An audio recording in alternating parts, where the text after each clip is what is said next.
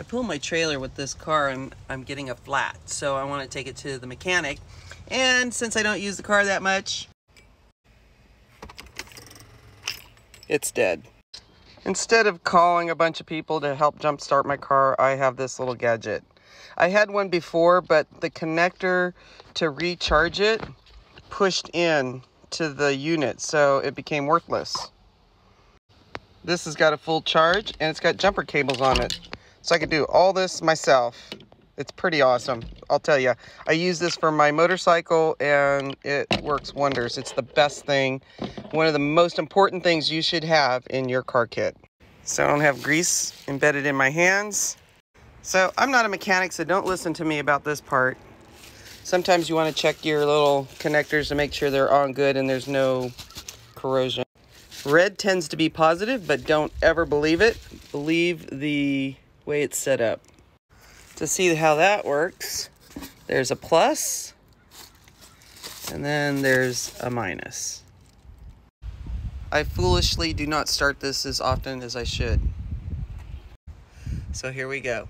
I'm going to tell you a couple other things. Those things should not be touching, but they're covered with plastic.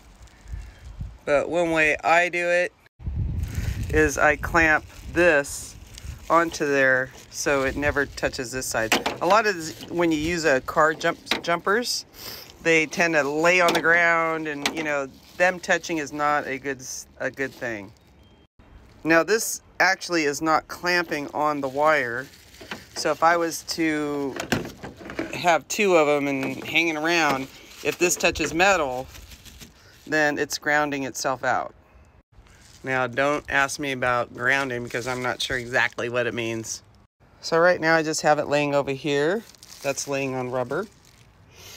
And like I said, ask a mechanic how to do this and what grounding means. So this, once I put it on there, is going to become live. So I've got to get a good grip. Sometimes if there's not... you don't want it to slip off, so you want it to stay on there pretty good. Once this side hits metal, this becomes a circuit of some sort. So I'm gonna put that on there. And I wanna make sure it's on there good because it could bounce off. And that's good. The engine could make it bounce off. Of course, they never make these things large enough to go over the top of a doodad. So this is on. It's already going down in power. So it's draining the power out of this. Let's see if it starts.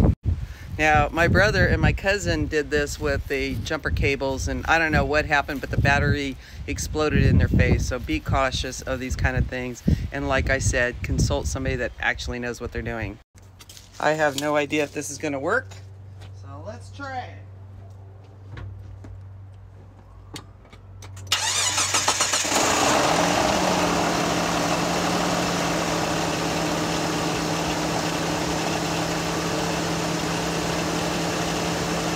Now I'm going to take this off.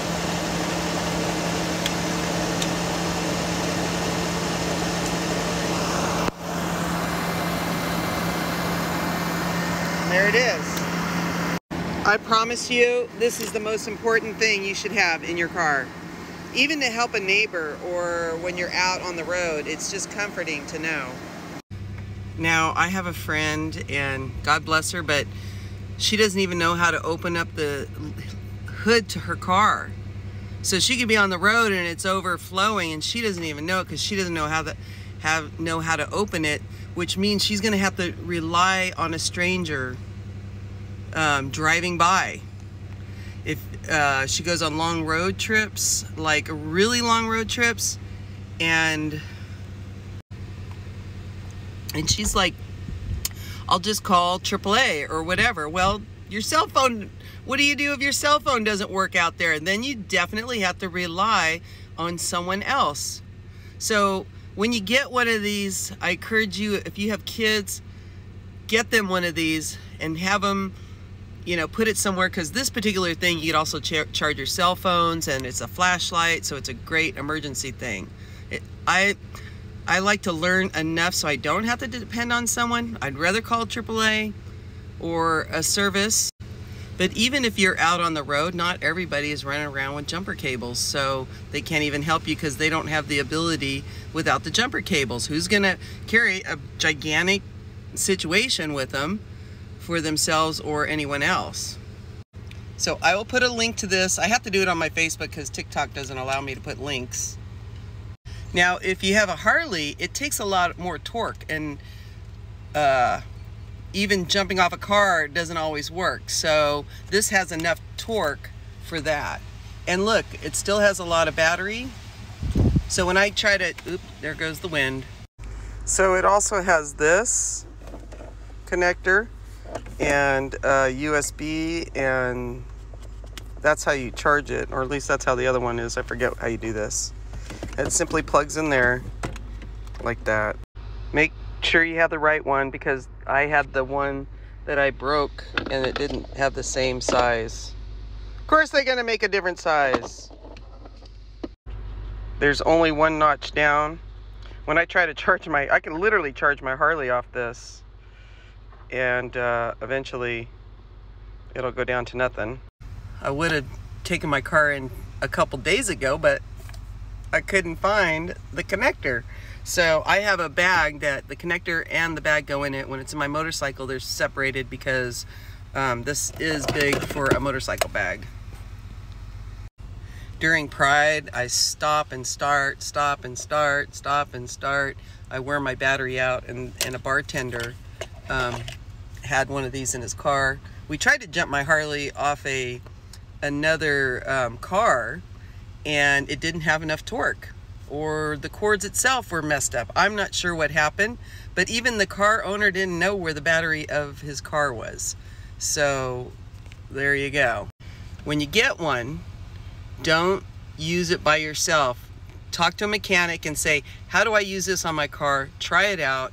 It's important that you do that, so no matter where you're at in the world, you can do it yourself. It's so important to know these things, even if you can call somebody can help you. Wouldn't it be nice if you could just lift the lid of your car and do it yourself? And then you could tell them about your Toronto day and how proud you are for being able to do it. That's it. PostcardTravelers.com. Remember, do this at your own risk. And it is not, it's not that it's not easy to do, but it can be dangerous.